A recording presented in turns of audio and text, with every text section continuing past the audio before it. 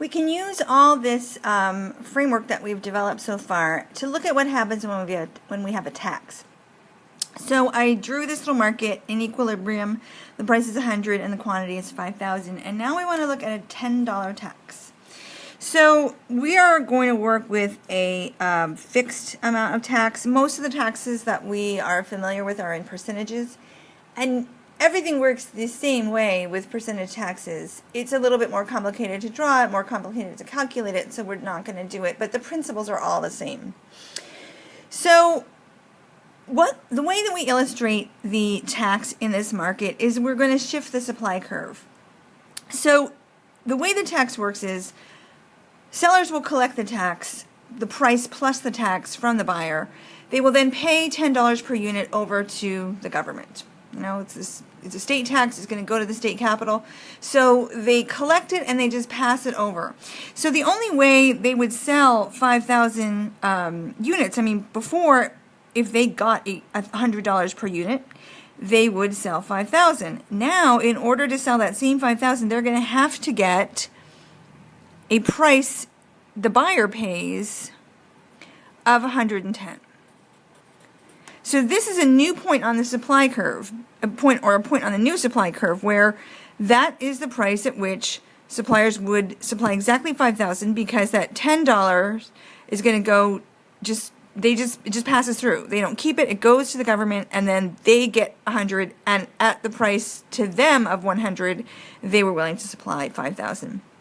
Well, every point on the supply curve shifts up by that same amount, that same vertical distance of the tax. And this is why when we were moving the supply curves around in the demand and supply unit, we always said the supply curve shifts left, or when it decreased, and we never said it shifts up. This one is shifting up. It looks the same as the shift to the left, but what matters is the vertical distance is that tax. So it's going to be a parallel shift, maybe like this. Okay, so this is the supply plus tax. And that was, yeah. So every point on this supply curve has shifted up by $10. When we had curve shifting left, then what would matter was the vertical distance. They were producing less at every given price. But now we're looking at a horizontal movement. So what happens now? We have this new supply curve. Well, we're going to have a new equilibrium. This is going to be our new equilibrium. And we're going to call that 4,500 units, and we're going to call this 106.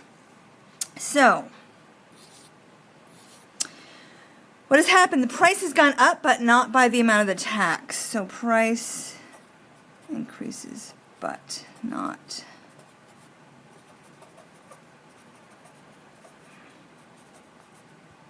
That's very typical. So the buyers are paying $6 more than they were. We have this concept called the burden of the tax. And so the burden is going to be shared between the buyers and sellers. So for the buyers, it's their new price minus the old price divided by the old price. Or divided by the amount of the tax, sorry. And for the sellers, it's the old price minus the new price to them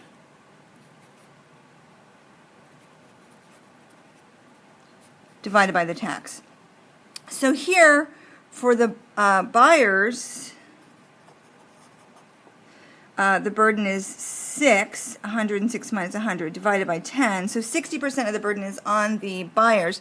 Sellers are only going to get to keep $96, right? Because they collected 106 from the seller, they turn over 10 to the government, they're at 96. So for sellers, it's 100 minus 96 over 10, so 40%. And they'll always add to 100, and the increase in the price to the buyers and the decrease in the price to the sellers, it adds the whole amount of the tax.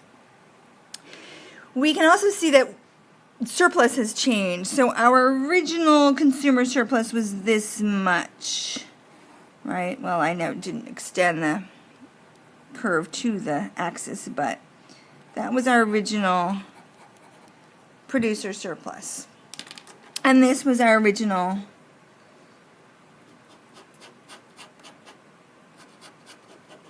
consumer surplus. Okay, so the new surplus, well, the new producer surplus is now only this much down here. This is how much they get, 96. This is what they're willing to pay. So this is the new producer surplus. The new consumer surplus is up here. They're now paying 106.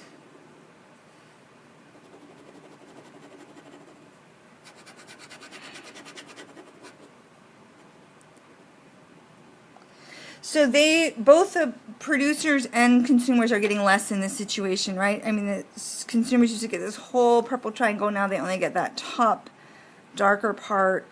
And the producers used to get this whole blue triangle-ish shape. Now they only get this bottom darker section. What happens in the middle? Well, this chunk here is the total tax revenue.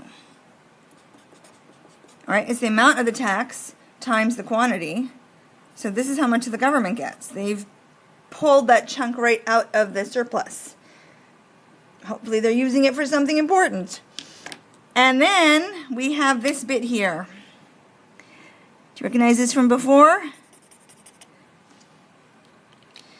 These are units that aren't produced. Right? We went from 5,000 in equilibrium to 4,500 with the tax, so we are not producing those units yet. They had a value as reflected in the demand curve that was greater than the cost reflected in the supply curve, so these units should have been produced, and this is deadweight loss. So that's how we draw a tax, and that's the effect in terms of reducing consumer surplus, reducing producer surplus, creating deadweight loss, and then some of the surplus is taken as tax revenue. We'll do some practice problems and look a little bit more at the burden of the tax and the deadweight loss in a later video.